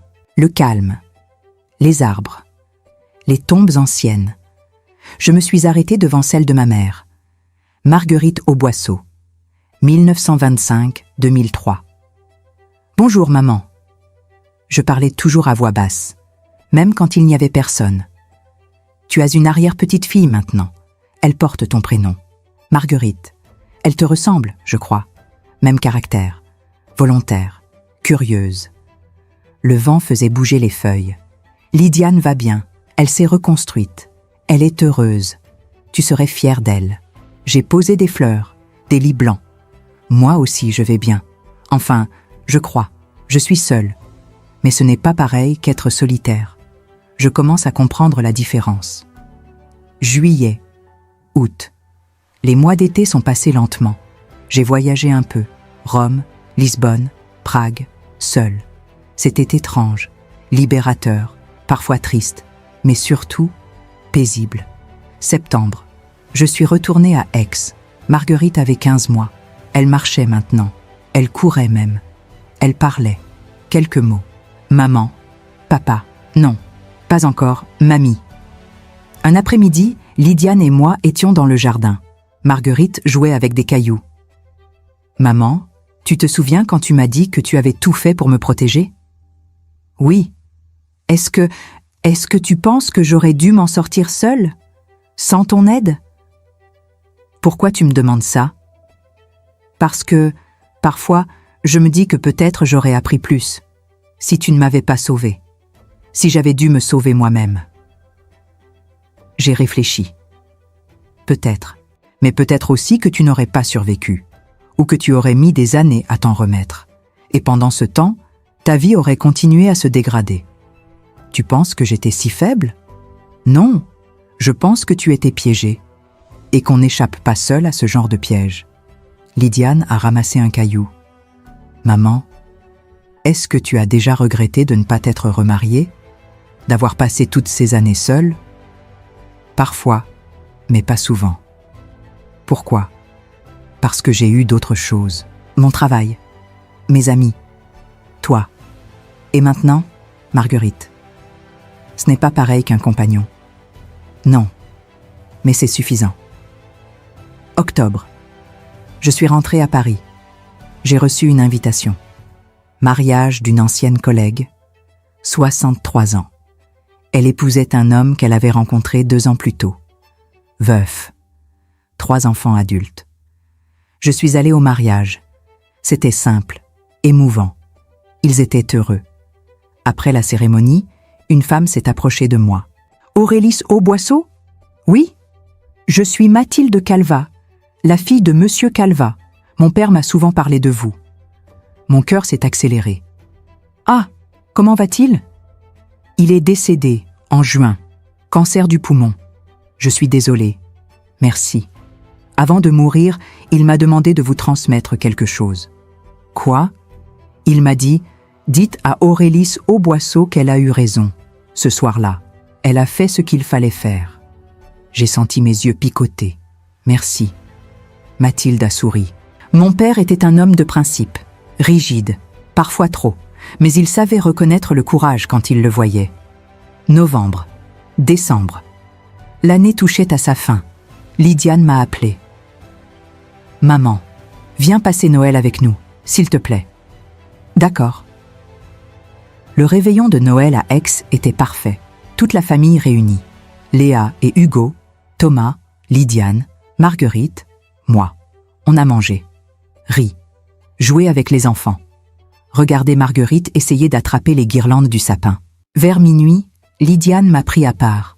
« Maman, je voulais te dire quelque chose. »« Quoi ? » ?»« Thomas et moi, on essaie d'avoir un 2e enfant. C'est merveilleux. »« Oui, et je voulais que tu le saches en premier. » Elle m'a serré dans ses bras. « Parce que tu es la personne la plus importante de ma vie, et tu le seras toujours. » Cette nuit-là, dans la chambre d'amis, je n'arrivais pas à dormir. Je pensais à tout. À ces 5 dernières années. À Édric. Au divorce. À la reconstruction de Lydiane.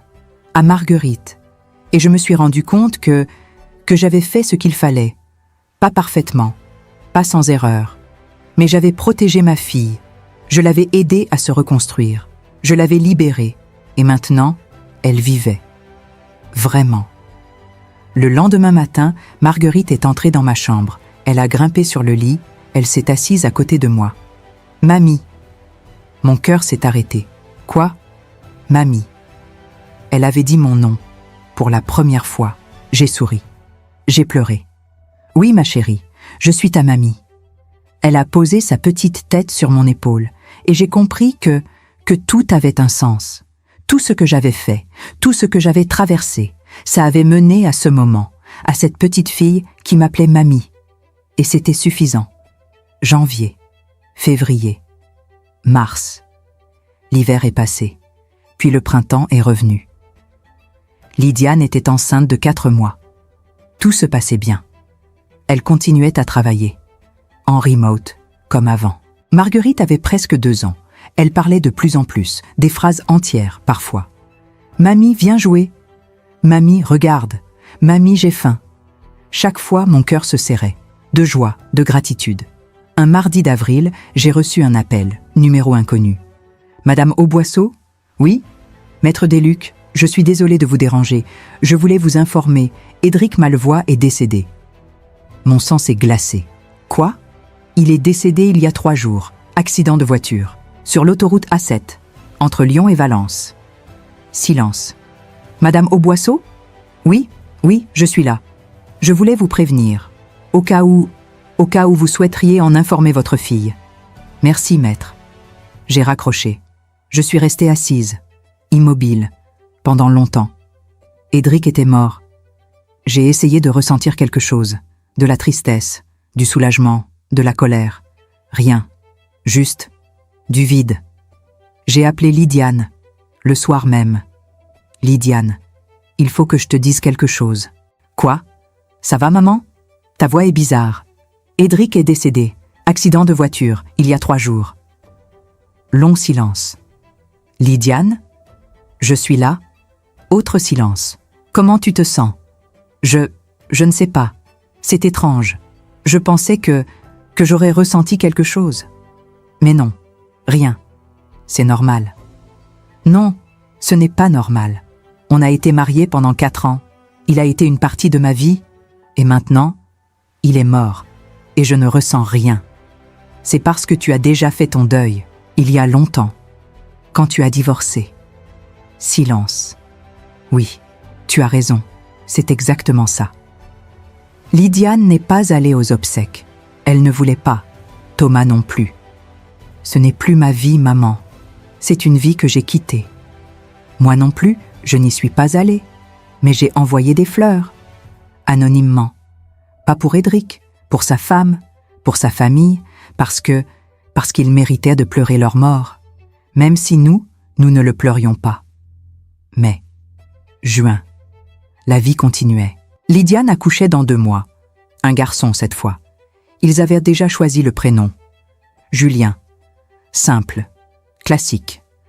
Marguerite était excitée.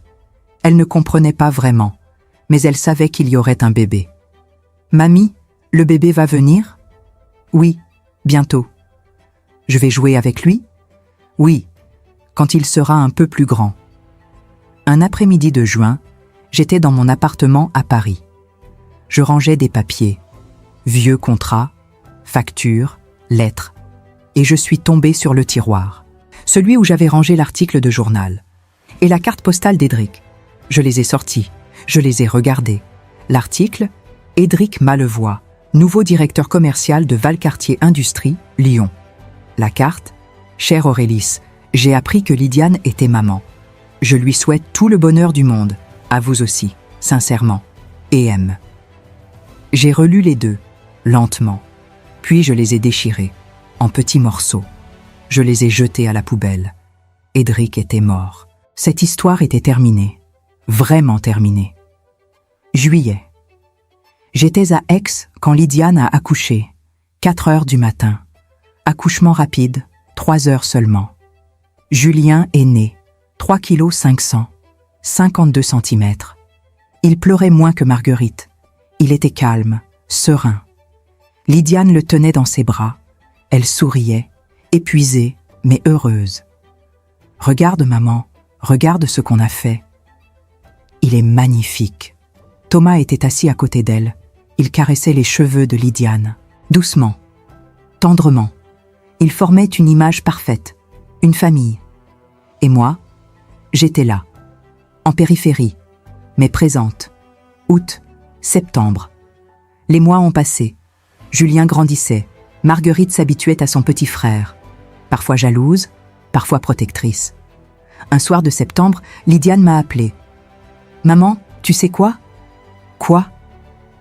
Marguerite a dit quelque chose aujourd'hui. Elle a dit « Mamie protège tout le monde ». Mon cœur s'est serré. Pourquoi elle a dit ça? Parce qu'elle t'a vu avec Julien. Tu le tenais dans tes bras. Et elle a dit ça. Spontanément. Mamie protège tout le monde. Silence. C'est joli. Oui, et c'est vrai. Tu protèges tout le monde. Moi, Thomas, les enfants. Tu es le pilier de cette famille. Non, Lydiane, toi tu es le pilier. Moi je suis juste là. C'est pareil. Octobre. J'ai reçu une lettre. Par la poste. Enveloppe blanche. Écriture soignée. Pas d'adresse d'expéditeur. J'ai ouvert. Chère Madame Auboisseau, je m'appelle Claire Malevoie. J'étais l'épouse d'Édric. Je sais que nous ne nous sommes jamais rencontrés. Et je comprends pourquoi. Édric m'a parlé de vous, de votre fille, de ce qui s'est passé. Pas tout de suite, mais petit à petit. Au fil des mois, des années. Il m'a dit qu'il avait été terrible, qu'il avait détruit quelque chose de précieux et qu'il le regrettait profondément. Je ne vous écris pas pour vous demander pardon en son nom. Ce n'est pas ma place. Je vous écris juste pour vous dire merci, parce que ce qu'il a vécu avec vous, avec Lydiane, l'a changé. Quand je l'ai rencontré, il était différent, plus humble, plus conscient, moins arrogant. Il n'était pas parfait, loin de là, mais il était meilleur que l'homme qu'il avait été. Je ne sais pas si cette lettre vous apportera quelque chose, mais je voulais que vous sachiez que votre combat n'a pas été vain, pas seulement pour Lydiane, mais aussi pour Édric, d'une certaine manière. Prenez soin de vous. Sincèrement, Claire Malevoie. J'ai lu la lettre 3 fois, puis je l'ai pliée, Je l'ai rangé dans un tiroir. Pas le même que les autres papiers, un tiroir différent. Et j'ai pleuré. Pas de tristesse, pas de colère, juste de soulagement. Novembre, décembre. L'année touchait à sa fin. Lydiane m'a appelé. « Maman, viens pour Noël, comme l'année dernière, s'il te plaît. » Avec plaisir. Le réveillon de Noël était parfait. Toute la famille. Léa, Hugo, Thomas, Lydiane, Marguerite, Julien et moi. On a mangé, ri, joué. Regardé Marguerite ouvrir ses cadeaux en criant de joie. Regardez Julien dormir paisiblement dans son berceau. Vers minuit, quand tout le monde était allé se coucher, je suis sortie dans le jardin. Il faisait froid. Le ciel était clair. Les étoiles brillaient. Je me suis assise sur un banc. J'ai respiré l'air frais, profondément. Et j'ai pensé à tout. À ma vie. À Lydiane. À Édric. Au divorce. À la reconstruction. À Marguerite. À Julien. Et j'ai réalisé quelque chose. Ma vie n'avait pas été parfaite. J'avais fait des erreurs.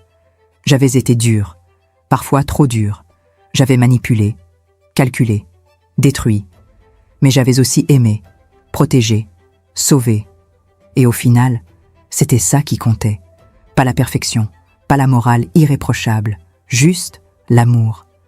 Lydiane est sortie dans le jardin. Elle s'est assise à côté de moi. « Tu vas bien ? Oui. Tu pensais à quoi ? À tout, à rien. » Lydiane a pris ma main. « Maman, tu sais ce que Marguerite m'a dit ce soir ? Non. Elle m'a dit, mamie est triste parfois, mais elle sourit quand même. J'ai souri. Elle est observatrice. Oui, comme toi. Silence. Maman, est-ce que tu es heureuse ? J'ai réfléchi. Oui, à ma façon. C'est suffisant ? Oui, c'est suffisant. Lydiane a posé sa tête sur mon épaule. Je t'aime, maman. Moi aussi. Ce soir-là, dans mon lit, je n'arrivais pas à dormir. Je pensais à cette question. Est-ce que j'étais heureuse ? Oui. Non. Peut-être. J'étais seule, mais pas solitaire. J'avais ma fille, mes petits-enfants, ma famille. Je n'avais pas d'amour romantique, pas de compagnon, pas de main à tenir le soir, mais j'avais autre chose. J'avais la certitude d'avoir fait ce qu'il fallait. Au moment où il le fallait. J'avais sauvé ma fille, je l'avais protégée, je l'avais aidée à se reconstruire. Et maintenant, elle vivait, vraiment. Elle était heureuse, entourée, aimée. Et moi, j'étais là, en retrait, mais présente. Toujours. Le lendemain matin, Marguerite est entrée dans ma chambre. Comme l'année dernière, elle a grimpé sur le lit. Elle s'est blottie contre moi. « Mamie ? Oui, ma chérie ? Tu restes toujours ? Comment ça ? Tu restes toujours avec nous ? » J'ai caressé ses cheveux. « Oui, je reste toujours. »« Promis ? » ?»« Promis. » Marguerite a souri, puis elle a fermé les yeux, et moi aussi. Parce que c'était suffisant, cette promesse, cette présence, cet amour. C'était suffisant. Si cette histoire t'a touché, ou si tu te reconnais dans ce récit, rappelle-toi que tu n'es pas seul. La violence n'est jamais de ta faute, et demander de l'aide est le premier pas pour retrouver ta lumière. Voici les numéros d'aide en France. S'il te plaît, utilise-les. Ta vie a de la valeur et la guérison est possible.